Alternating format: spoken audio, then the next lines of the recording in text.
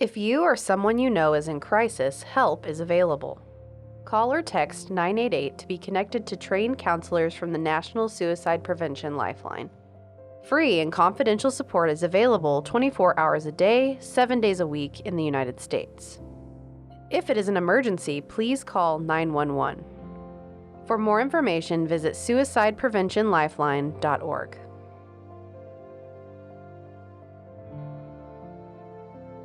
More people around the globe Googled how to maintain mental health in 2021 than ever before. Between the pandemic, politics, and personal matters, we're stressed out. The whole planet is stressed out. We asked local and national experts for their advice and the research behind it. Breathing intentionally, being mindful, exercise, connection, creativity.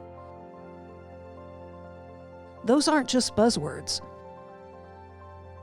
They're science-based strategies to help us build resilience.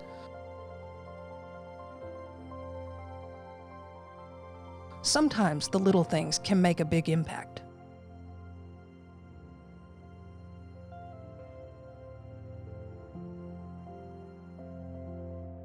Let's start with a little thing.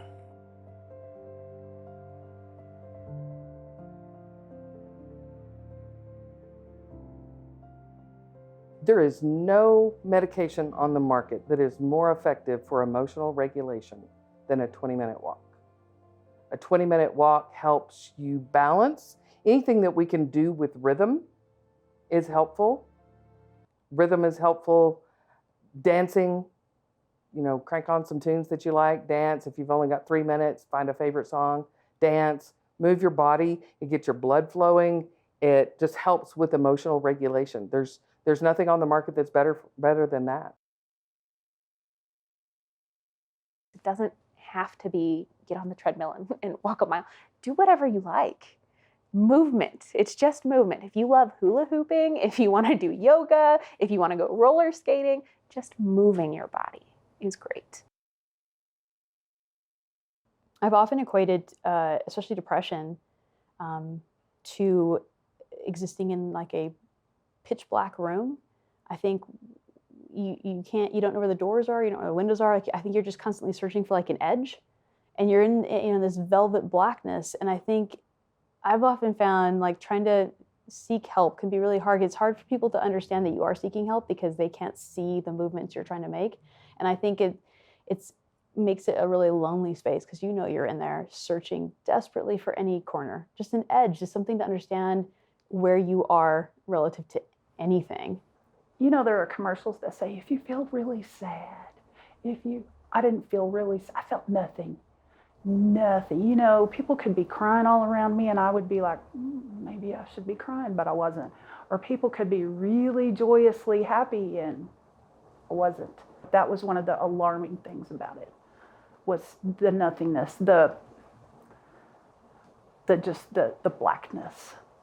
Bipolar depression, I'm telling you, 1 minute I can be like high and really, and then it can just automatically drop to a low. I'm just depressed for nothing. It's like back and forth. My sleep pattern started to change. I couldn't really go to sleep as I used to. And working, I was fine. I'm kind of a workaholic, but this was a little different. It hit me hard and I just felt so different. I was like, okay, I need to get help, really need to get help. To me, it's a feeling of sadness, but it's also a physical feeling. Like I feel it through this area on my head, and it just feels heavy. You don't feel any joy, not even with things that you normally would enjoy. You might even not want to be around your family that you love, and you do, but you just don't want to be around anybody. You just want to stay in bed. My body physically feels like lead, cannot get up, and it doesn't matter how much I think. I can think my way out of it. I can't. And And obviously, most of the time I'm able to muscle my way through, kind of white knuckle my way through the day and, do my work and do my tasks. And I might look like I'm okay, but inside, I mean, it's taken every inch to just get through.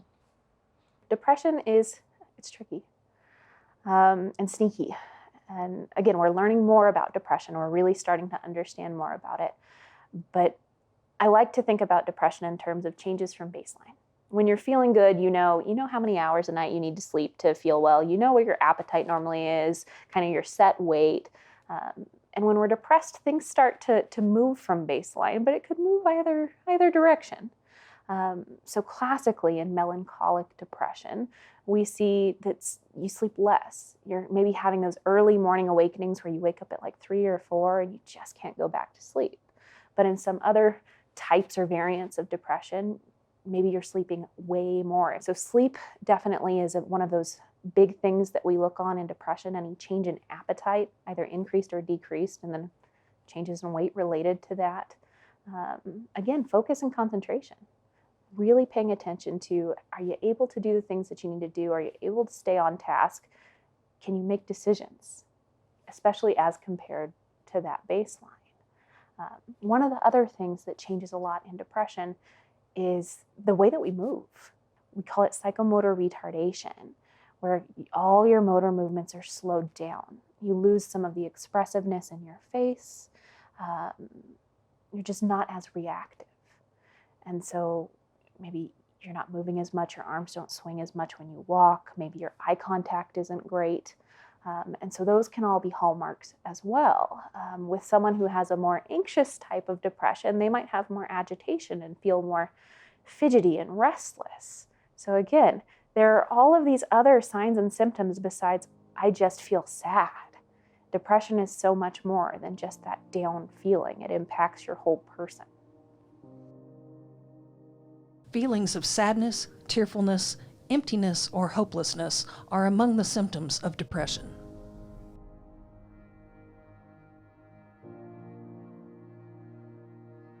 Depression, especially in midlife or older adults, can co-occur with other serious medical illnesses such as diabetes, cancer, heart disease, and Parkinson's disease. These conditions are often worse when depression is present. We moved here 4 years ago and I had to have my blood pressure medicine refilled. So I picked a doctor and I went in and he refilled my meds. He said, "Is there anything else?" And I said, "I'm real tired." And he brought me back into the office and he gave me this questionnaire and he said, "Fill this questionnaire out." Well, 18 positives out of 20. And he said, "You're having a major depressive episode." And I just busted out crying because, I have a stigma now.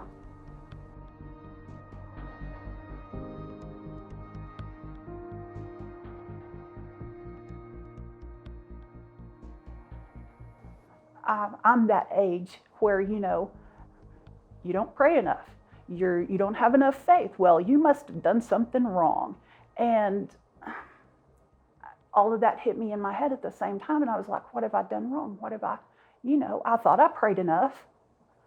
And medication and somebody to talk to later. And I realized that's, I've had depression since I was 8. Thought it was normal. I would argue that I experienced it really young. It was hard for me to get out of bed. I skipped a lot of class. My grades started failing. It got really bad when I was in college. And that's typically what we see, based on my own knowledge, what I know now, that's generally when it starts to get really bad. I could not find the motivation to do anything. I was tired all the time. And it wasn't just that I was sad, it was that I felt like there was nothing available to me, that nothing would ever change. I just became completely hopeless. And one day I just was fed up and I said, I cannot do this anymore. So I went into my counselor's office and I told her everything. And she said, have you ever thought about medication? And I was like, no, why would I do that? She said, you know, there's nothing wrong with it. People who are diabetic, they need insulin. People with depression, their brain's not producing enough of the hormones that make us feel good. And that's all the medication does. We've made a lot of progress as far as medications go. And again, this tracks with our understanding of mental illness.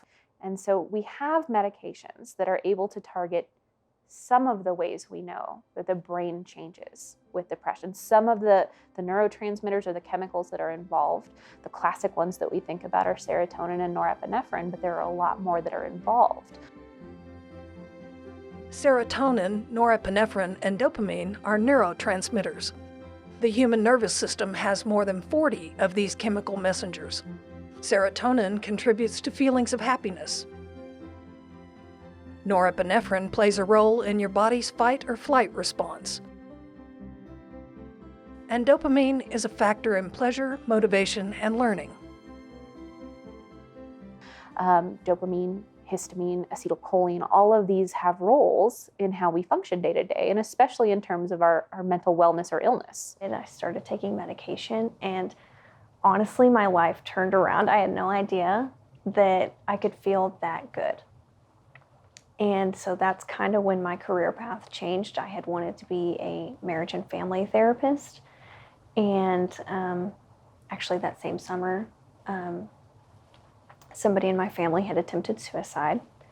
And that's kind of when things changed for me. And I think that's why I'm so drawn to crisis work and trying to help pull people out from the places that they've let themselves get to, or that they've just unpacked there, because I was there once and I saw no hope.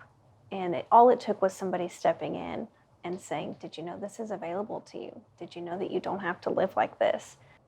Medications don't work for everyone, though. And unfortunately, we don't have a great remission response or people who get all the way better with medications. That's at about 30%.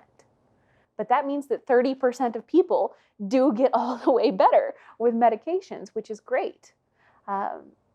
So I think when I talk to patients specifically about depression, I say medications can work. Therapy can work. What the evidence shows us is that they work better together. If you notice somebody in your family or your friends is acting a little off, talk to them, talk to their parents, talk to them, and find a doctor. Find a doctor that will listen to you and communicate with you. And if your doctor is not listening to you and communicating with you, get another one. Find one. Go until you can find one. Because my doctor has changed my life. Honestly, she's changed my life. I'm a different person. I'm a person. I'm not a lump. I can laugh and mean it. I can, somebody tells a joke, somebody's happy. I can be happy with them. I don't have to fake those emotions. We know that suicide is, I think, the 10th leading cause of death in the United States, or it was the last time that they did the data. I've seen some research recently that it's in like the top 5 causes of death for adolescent girls. Suicide is not going away anytime soon. We use the Columbia Suicide Severity Screening Tool, and I kind of base my questions off of that. I want to know if that person has had thoughts of dying, or if it's kind of passive, wanting to go to sleep and not wake up. If the good Lord took them right now, it wouldn't faze them. And I want to know if they've actually had thoughts of taking their own life and how far they've gone. Do they have a plan? Do they want to overdose? Do they have medication stockpiled somewhere? Do they know exactly when and where they would do it? And I also want to know if they have a history of suicide attempts, because we know that just one attempt increases your chance for completing suicide. We have situations where people who are visibly depressed or visibly going through a very difficult time, it's okay to ask if that person is thinking about taking their own life. That's something that we teach in mental health first aid.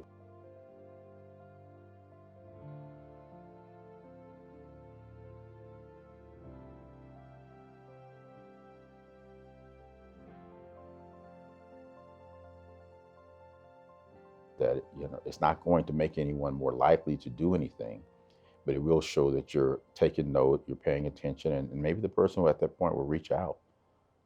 It's not an easy thing, but it's important. Mental health first aid is a training. It's an 8-hour training, and it's based on the premise that it's okay to ask someone if they're having suicidal thoughts of harming themselves.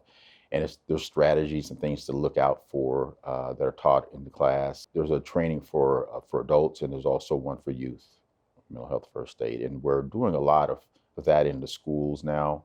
If you see someone having a difficult time and crying or upset, all you have to do is go up and say, "Are you okay?" Mental health first aid teaches you what you say, what you do. It's just like physical health first aid. If somebody's having a heart attack or a stroke or an accident in a car, you don't leave them until help comes.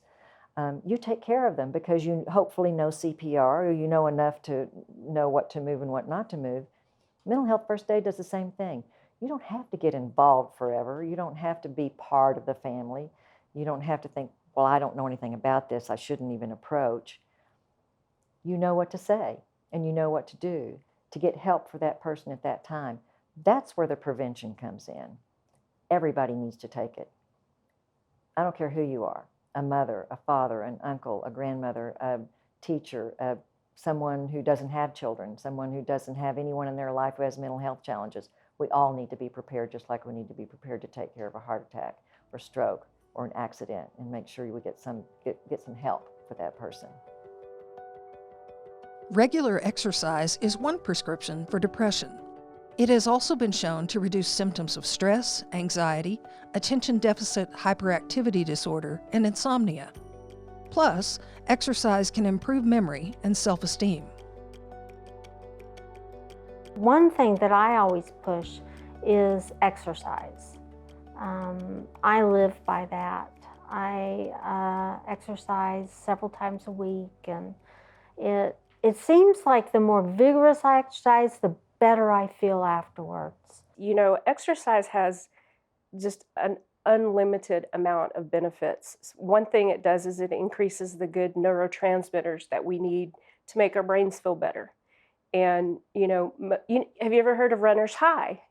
You know, where runners, if they don't get to run, they're depressed. They're down about it because they get those neurotransmitters after they work out. Exercise releases so many chemicals in your brain, endorphins, that help combat anxiety and getting stuck. And so when you exercise even for 10 minutes, it can make a big difference in the way that you feel. We know that exercise helps in a couple different ways. It increases norepinephrine, which we know is helpful in managing depression and anxiety, but it decreases other stress hormones like cortisol.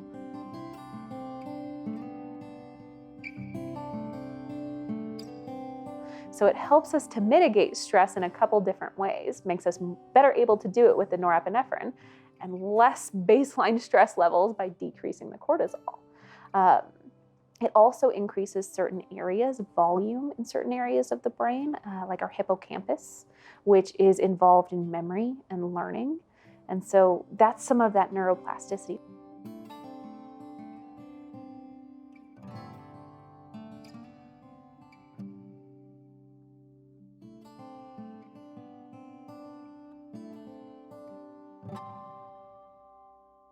And I would recommend burst training, where you could even do this with walking, where you maybe go for a 30-minute walk, and then every few minutes you do like a burst of a really, really fast walk, and you go all out, and then you slow it down and do like 4 or 5 of those bursts within that 30 minutes. That really affects the brain, and so that does help with depression. We see the impacts in memory and learning, in managing stress and anxiety. And the other area that exercise really helps with is the prefrontal cortex, which is kind of, we refer to it as executive functioning. So making good decisions, planning out long processes, being able to think about complicated problems. That's all executive functioning that's coordinated largely by our prefrontal cortex. And exercise helps to get the blood flow going in there, increasing our ability to do all of those things. So that exercise, some of the best possible medicine for your body, for your brain, all across the board.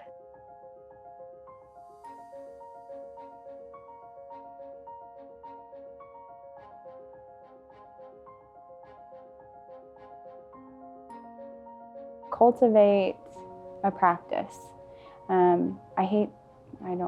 I dislike the word routine because, routines can lead us back to the same spot. So a practice is something that you keep working on each day and you learn and grow from it. During my morning practice, I get up at 6 a.m. every morning. I drink a big glass of water and then I find my way to my yoga mat. Usually I'll play some kind of relaxing tune, and I'll be honest, the first 10 minutes of my practice are generally me laying there in one pose, either with legs up the wall or I'll sit in Baddha Konasana, which is a bound angle pose, and I just kind of wake myself up. Sometimes I'll put my hands on my heart and, then I'll grab my journal and write one thing that I'm thankful for. Because when I start my day with gratitude, it seems like no matter what happens in that day, it's a little bit easier to handle. And usually my practice on the mat lasts about half an hour, sometimes an hour, if I've got a little bit more time. And then, I'll just go from there and get ready for work. But, those, 30 minutes to an hour every morning are sacred to me. But, we all start somewhere. I didn't start with an hour of yoga every morning. It was more like 10 minutes, 15 minutes. And just starting with one thing at a time and try to get that one thing into your daily routine. If that, looks like drinking more water or eating more vegetables, then make it a point every single day to reach that goal. And then once you accomplish that first goal, that's when you're able to add on other little things. That's really all it is one step at a time, one small piece. We can't all change our entire perception overnight. It just takes a little bit of practice. Next time on The Little Things. I meditate or try to meditate, try to just find like a quiet place and just not let my brain consume everything, because I feel like I think about things all the time, and everything, I don't know, it just feels like I said, my brain feels like it's going at 150 miles an hour constantly.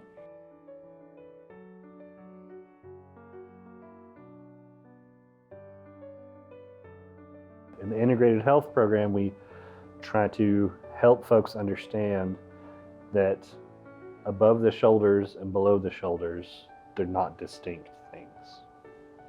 They hold hands because they're friends and they work together. If you feel like shit, you feel like shit, and the body is going to affect the mind and vice versa. Self-care, huge. Believing that you're worth taking care of, that's more difficult than actually doing the things sometimes.